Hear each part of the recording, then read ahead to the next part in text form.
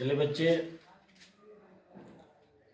कल हम लोग अगली घंटी में संधि प्रकरण पर विचार किया था। संधि क्या है, संधि किसे कहते हैं, हम लोगों ने विचार किया। लेकिन मैं चाहूँगा कि आज भी संधि पर ही विचार हो, लेकिन संधि में हम आगे बढ़ेंगे। एक चैप्टर को हम ख़त्म करना चाहते हैं, ख़त्म करने के बाद ही हम जो आगे आप लोग को पढ़ना हो वो हम पढ़ाएंगे। बच्चे ध्यान देंगे। आज क्या है, कल बताए थे संधि के कितने भेद हैं, वो तीन भेद हैं। उन तीनों भेदों को परिचय हम कराएंगे। तो सबसे पहले हम परिचय कराएंगे आज स्वर संधि, जिसको संस्कृत में कहते हैं अच संधि। तो इसके बारे में जानेंगे।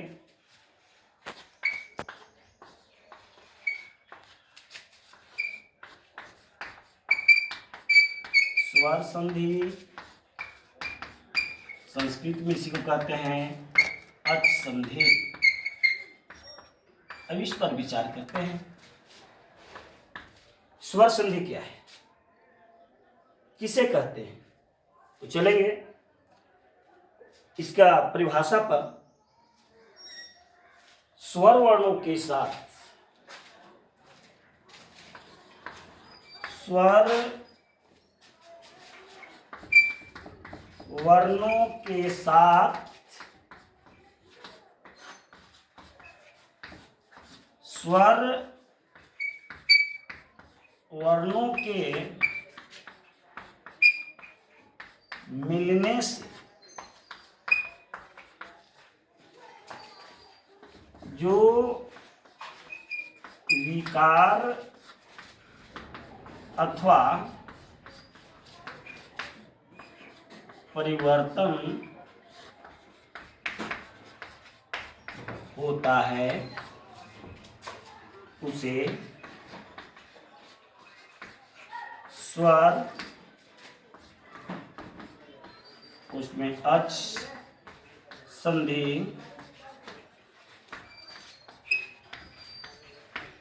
कहते हैं। कहने का मतलब है बच्चों कि स्वर संधि संस्कृत में इसको कहते हैं अच संधि।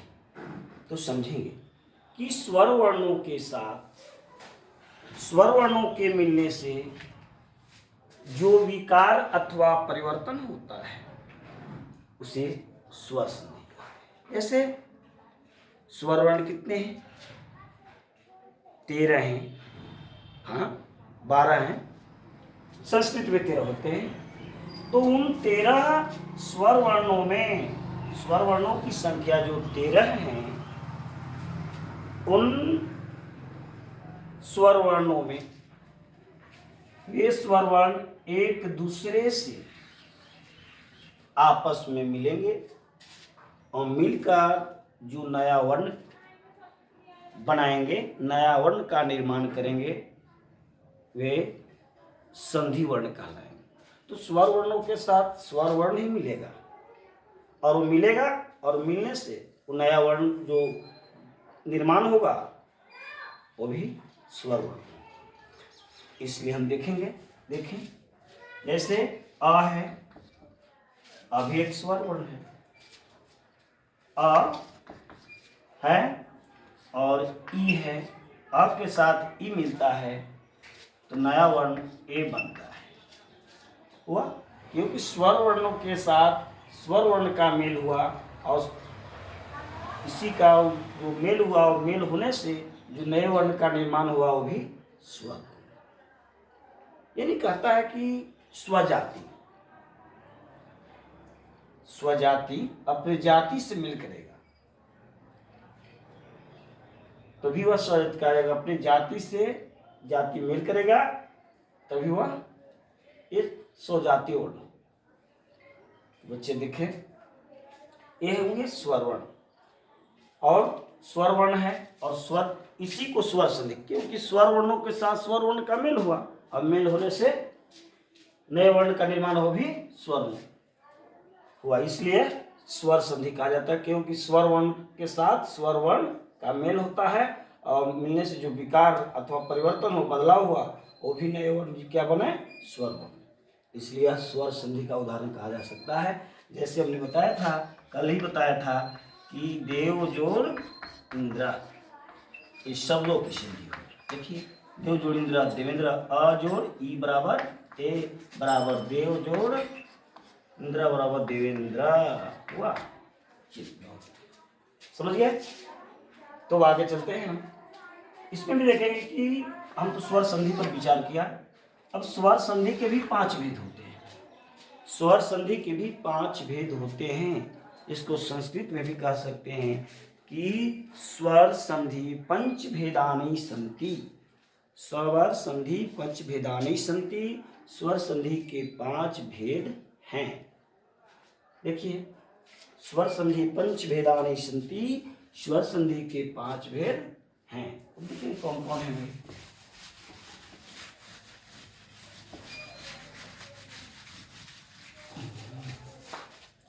पहला है दीर्घ स्वर संधि, जिसको संस्कृत में कहते हैं अक स्वरने दीर्घ, अक स्वरने दीर्घ। दूसरा है गुण स्वर संधि, जिसको संस्कृत में कहते हैं आद गुणा। तीसरा है एयण संधि, एयण स्वर संधि, जिसको संस्कृत में कहते हैं इको यणची। चौथा है वृद्धि स्वर संधि, जिसको संस्कृत में कहते हैं वृद्धि रेची। पांचवा है आयादी स्वर संधि, जिसको संस्कृत में कहते हैं एचो अया वायव। ये अड़ा जो है, इसको अयोग्या चिन्ह है, इसको अब पढ़ते हैं एचो अया वायव। तो देखिए बच्चे, ये हुआ स्वर संधि के 5 भेद। स्वर संधि पंच भेदानि सन्ति। इस स्वर संधि के 5 भेद हुए। कौन कौन? दीर्घ स्वर संधि, जिसको संस्कृत में कहते अक स्वर्ण दीर्घ। दूसरा हुआ गुण स्वर संधि, जिसको संस्कृत में कहते हैं आद्गुण। तीसरा हुआ एण स्वर संधि, जिसको संस्कृत में कहते हैं इको एणची। वृद्धि स्वर संधि, जिसको संस्कृत में कहते हैं वृद्धि रेची। अयादि स्वर संधि, जिसको संस्कृत में कहते हैं एचो आयावय। इसलिए जो आपका यदि दिक्कत हो तो ऊपर भी लिखते हैं, तो हो जाएगा कि पॉइंट दूसरा कि स्वर संधि पंच भेदानि सन्ति। स्वर संधि पंच भेदानि सन्ति, ये 5 भेद हुए। तो अब विचार करेंगे हम स्वर संधि के पहला पॉइंट दीर्घ स्वर संधि पर। अब दीर्घ स्वर संधि पर विचार करेंगे, जिसको संस्कृत में कहते हैं अका स्वर्ण दीर्घ। तो ध्यान देंगे स्वर संधि पर।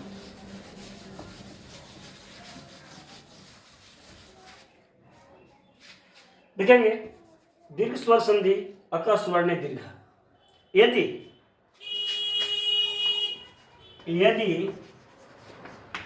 अ ई उ री के बाद क्रमशः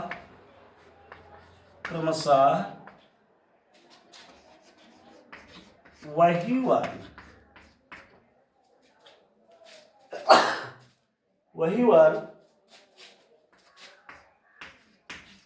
फिर आकर मिल जाते हैं उसे, या उन्हें भी कह सकते हैं उसे या उन्हें स्वर संधि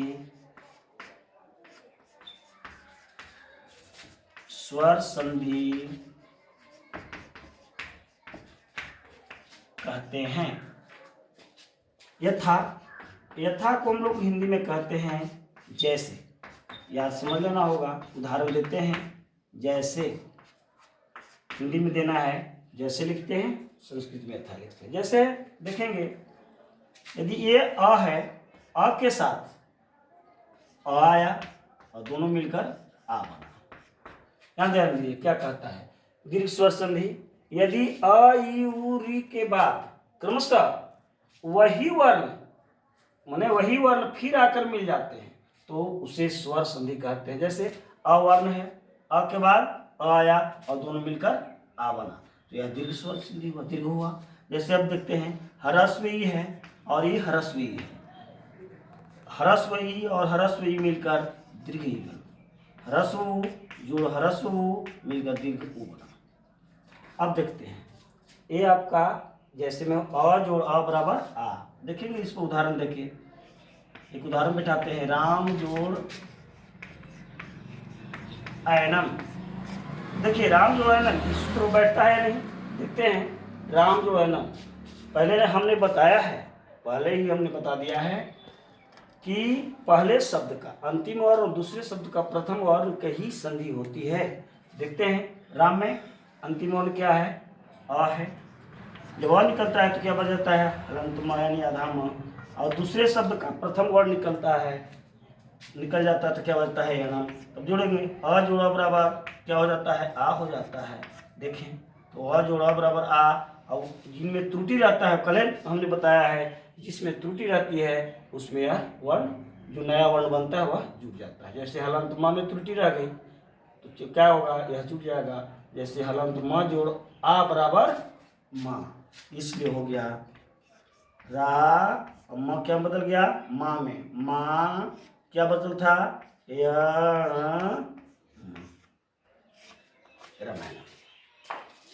देखिए ये हुआ आपका मुख्य रूप से, मूल रूप से। जैसे में आप देखिए, इसी को हम विस्तार में लेकर चलते हैं, तो विस्तार में लेकर चलने पर क्या होता है, यही चीज है, लेकिन इसे थोड़ा सा बढ़ाया गया है। कहा गया कि देखो, जैसे ही यह है, आ के बाद यदि डायरेक्ट आ जाता है फिर भी आ होगा, या इस जगह पर आ रहे और बाद में आ रहे फिर भी आय होगा। यदि आ है, यहाँ भी आ है, फिर भी आय होगा। ह्रस्व ई है या दीर्घ ई है, फिर भी दीर्घ ई होगा। दीर्घ ई है, ह्रस्व ई है, फिर भी दीर्घ ई होगा। दीर्घ ई है या दीर्घ ई है, फिर भी दीर्घ ई होगा। अब देखना है, ह्रस्व है, दीर्घ है बराबर दीर्घ हो जाएगा, दीर्घ है, ह्रस्व है, मिलकर दीर्घ हो जाएगा। अब देखते हैं, जगह तो नहीं है, चलते हैं इस पर, पहले बना लेते हैं। आ जोड़ा बराबर आ, देखो तो इस पर बैठता है कि नहीं, आ जोड़ा बराबर आ, देव जोड़ आत्मा। अब देखो, देव जोड़ आत्मा, प्रथम वर्ण में है देव, आ है, दूसरा में आ है, आ जोड़ आ बराबर क्या हो जाएगा, आ हो जाएगा। जैसे अ जोड़ निकला, वहां में से आ निकला, याद हुआ बच गया, इसमें से आ निकला, अ जोड़ आ बराबर क्या हो गया, आ हो गया। अब यह कहाँ जुड़ जाएगा, जिसमें त्रुटि रहती है, तो हलंत म से निकला है, व से निकला है, तो आधा हुआ ही है, इसमें आ जुड़ जाएगा, तो इसलिए हो जाएगा देवात्मा, ये संधि का नियम है। अब इस पे देखिए सूत्र पर क्या कहता है, आ है ने व ने है तो हो जाएगा विद्या जोड़ अर्थी बराबर विद्यार्थी।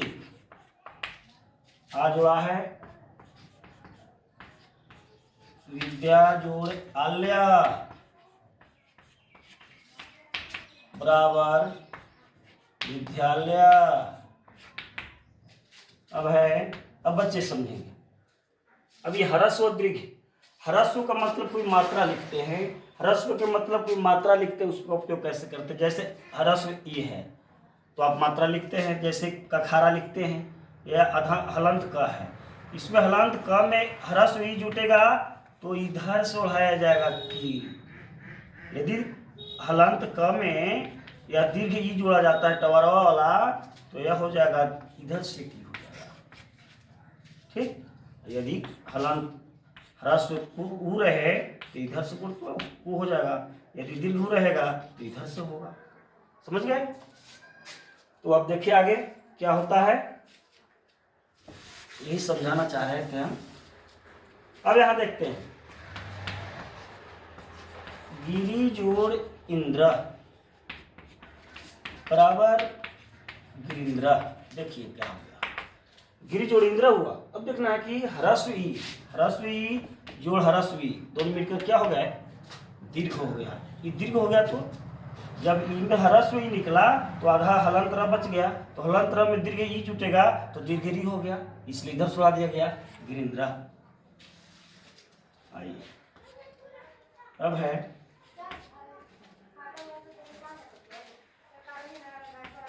मही जोड़ इंद्र, मही जोड़ इंद्र बराबर महेंद्र।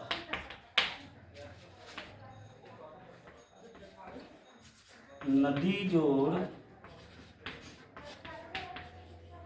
ईसा बराबर नदीसा। अब देखना है यहाँ, अब आइए ऊपर, मधु जोड़ उर्मी बराबर मधुर्मी। वधु जोड़ उत्स्व, वधु जोड़ उत्स्व,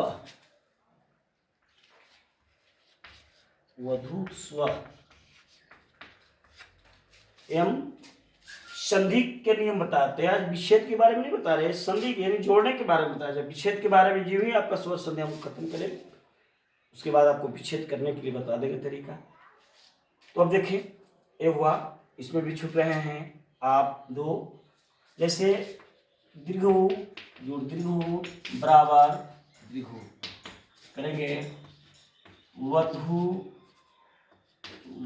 जोड़ उर्मी बराबर वधुर्मी। अब देखते हैं,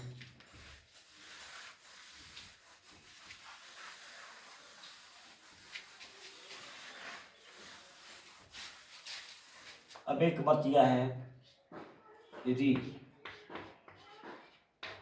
जोड़ री बराबर री, जैसे